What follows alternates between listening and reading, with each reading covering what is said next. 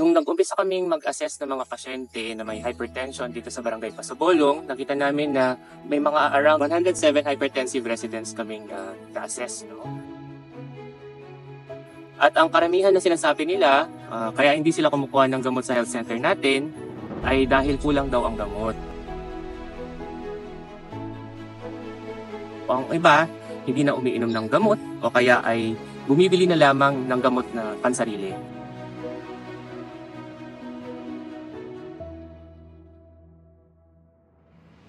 At base na rin sa ating assessment, ang nasa top 1 causes ng morbidity ang hypertension, nasa number 4 naman na causes of mortality ang hypertension pa rin.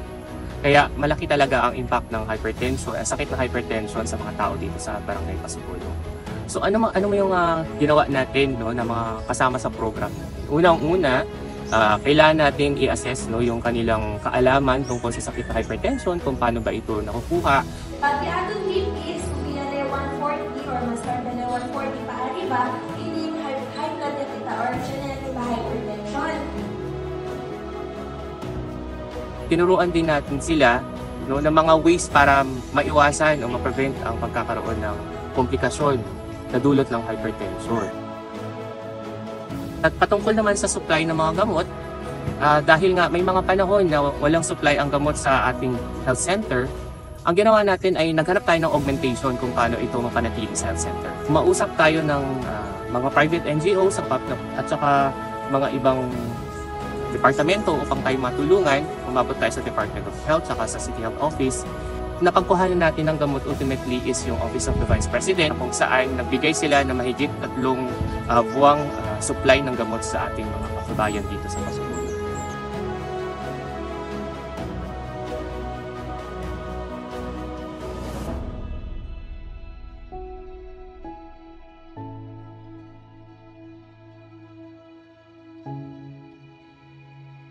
Grande ayuda sila ya asi kanamon akina di amon barangay ayuda na di amon mga salud, specialmente yon hypertensive, pati chenyo, diabetic. Ya pwede sila kanamon ayuda, suporta el medicina na para na bien di amon salud. Cosas sila dali, may grande impact po ng mga gente de Pasabolong. Bueno, to. Aquí dito yung medicina, ma'am. Aquí de high blood dituyo. Katipra. De one medicine, ma'am. Kahit chenebes mga gente, tapal ang medicina. So, sila el uno de bridge dali para pwede dali as stage na. Bale, ma'am, yung dali kami medicina, ma'am. Siya de high blood. Después siya también de diabetes. Tomato de high blood, una vez cada día, una vez también cada día el de diabetes.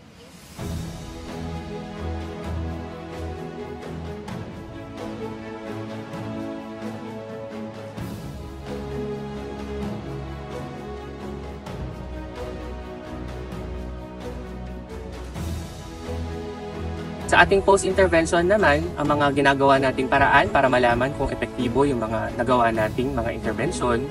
Unang-una, meron tayong monitoring ng mga pasyenteng may hypertension.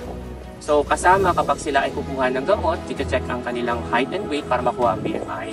I-check din ang kanilang medication adherence. At saka also, syempre, yung BP nila kung maayos pa.